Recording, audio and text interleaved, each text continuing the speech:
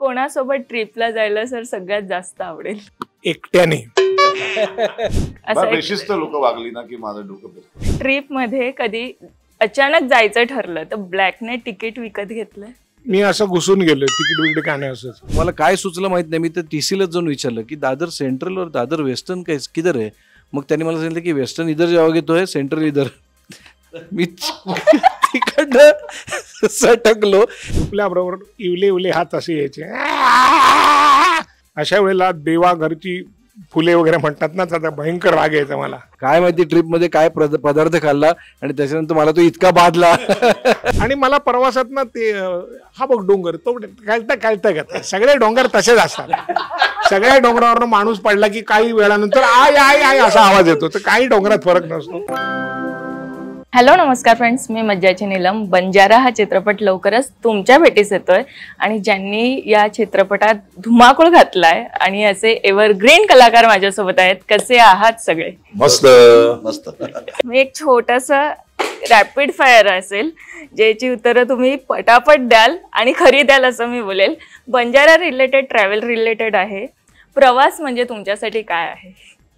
आमचं अख्खं आयुष्यच प्रवास आहे. म्हणजे आम्ही नट असल्यामुळे अगदी पहिल्यांदा सुनील म्हणाल आम्ही सगळे नाटकातले नट आहोत. आमचं अर्ध आयुष्य चाकावरच असतं. तर पण डोंगर की समुद्र किनारा असं जर विचारलं तर काय सांगायला आवडेल? मला समुद्र किनारा आवडतो. By train, by flight, by bus की बाय कार? बाय बस. बसचा प्रवास आवडताय? हो ना.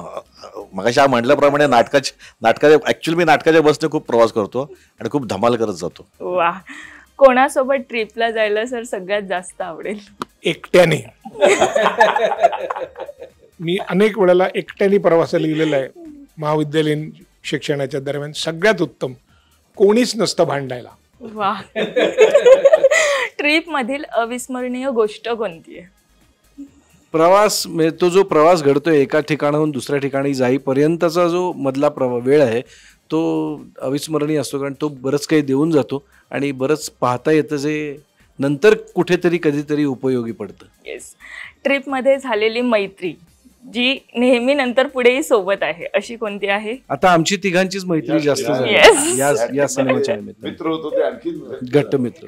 ट्रिपमध्ये फसलेलं प्लॅनिंग कधी आधी केलं असेल आणि जे बरेच वेळ असं व्हायचं की रात्रीचा प्रयोग करून पुण्याला जायचं असायचं. तेव्हा इंद्रायणी नावाची गाडी असायची. आपण जायचं, 3 तास झोप मिळेल. झोपल्याबरोबर इवले उले हात असे यायचे. लोणावळापर्यंत ते मूल रडत असायचं. अशा वेळेला देवा घरची फुले वगैरे म्हणतात ना, त्याचा भयंकर राग यायचा मला आणि हटकून व्हायचं. ट्रिप मध्ये भांडण झालंय कधी कोणासोबत? भांडण अनेक वेळा भांडणं झाले. बेशिस्त लोक वागली ना की माझं डोकं फिरतं. तेव्हा भांडणाच्या बाबतीत मी मागं हटतच नाही. म्हणजे ओके. ट्रिप मध्ये कधी स्टेशन हुकलंय? हो, माझं हुकलंय. मी भाईंदरला राहायचो आणि रात्री शेवटची ट्रेन पकडली की ते बरोबर ना आम्हाला बोरिवली नंतर बसायला मिळायचं आणि 2 स्टेशनांसाठीच बसायला मिळायचं. दहिसर मीरा रोड लगेच भाईंदर. ते बरोबर त्या गार वारा यायचा. रात्रीची वेळ ती बरोबर डुलकी लागायची आणि भाईंदर स्टेशन गेल्यानंतर त्या समुद्राच्या ब्रिजवरचा एक वेगळा आवाज असतो माहिती. तो आल्या खाडकन जागा व्हायचो. पण तोपर्यंत वसई आलेलं असायचं. मग विरारपर्यंत जायचं.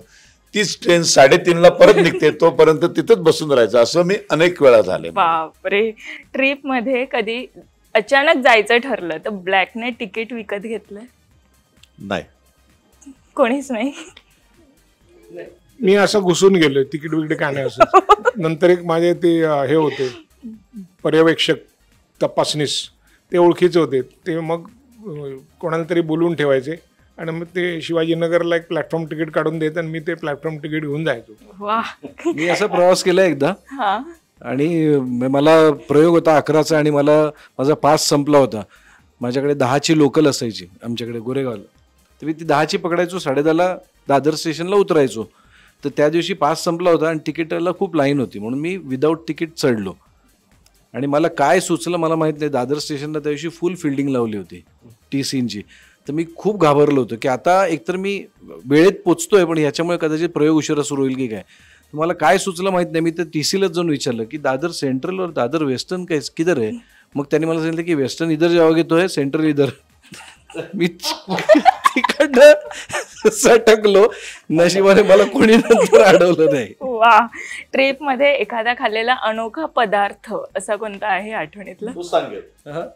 काय माहिती ट्रिप मध्ये काय पदार्थ खाल्ला आणि त्याच्यानंतर मला तो इतका बाधला. या सिक्कीमच्या प्रवासातच आम्ही जात असताना आम्ही तिकडे वाटेत जेवायला थांबलो आणि जेवून झाल्यानंतर आम्ही ते जे काय अख्ख्या घाटातून फिरलो ते नॉट एक्झॅक्टली त्या पदार्थामुळे झालं असेल, पण मला ती गाडी लागली असेल. पण माझं पुढचे 3 दिवस खूप भीषण गेले. बापरे.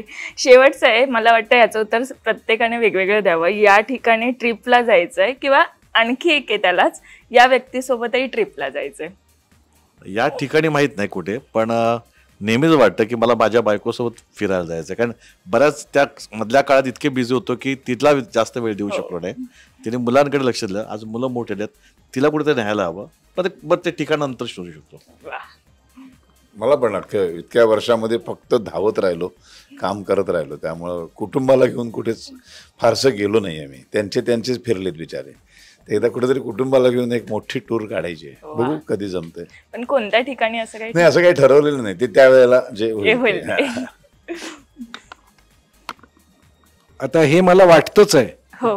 मी कारण काय वेगळं बोललो तर माझी बायको चिडेल. त्यामुळे हे मला वाटतंच आहे, मला बायकोला घेऊनच जायचंय. पण खरं विचारशील तर मला घरी राहायला खूप आवडतं. मला कुठेही जायला आवडत नाही. आणि आम्हाला तिघांनाही तेच वाटतं ऍक्च्युली. आम्ही मागे सुद्धा एकदा गप्पा मारताना असंच म्हटलं होतं की कारण इतका प्रवास आमचा झालाय, पण आता जायचं तर बायको बरोबर. आणि कुठे तो प्रवास जो आहे ना तो महत्वाचा. ते ठिकाण कुठलंही असलं तरी चालेल. म्हणे सर काय सांगाल?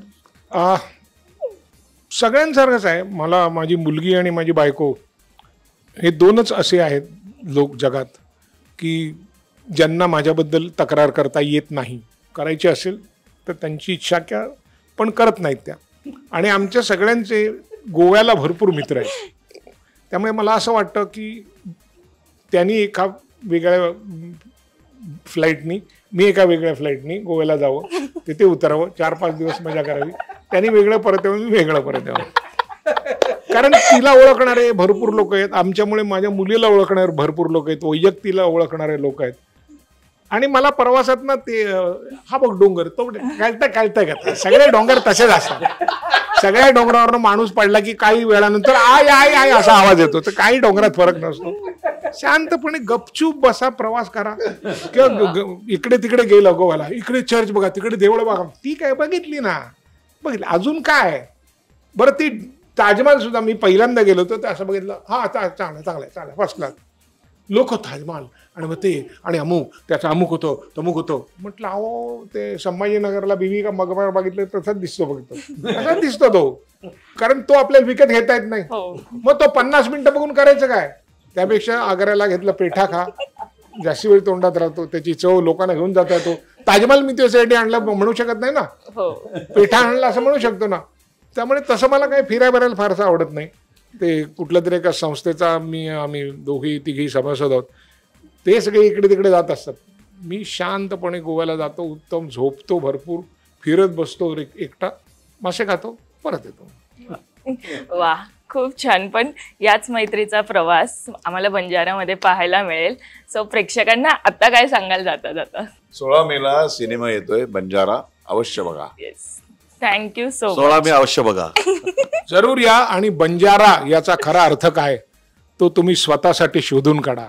की कुठला शोध मला घ्यायचा आहे, कुठलं ध्येय मला गाठायचंय आणि त्यात काय काय होऊ शकतं. 16 मे बंजारा.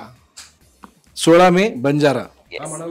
हो, आता मी तेच बोलते, 16 May Banjara. So thank you so much. Thank you. Marathi मनोरंजन सृष्टीमधील मालिका, चित्रपट, नाटक तसेच कलाकारांबद्दलच्या नवीन अपडेट्स जाणून घेण्यासाठी नक्की सबस्क्राईब करा इट्स मज्जा मराठी या आपल्या नवीन YouTube चॅनलला.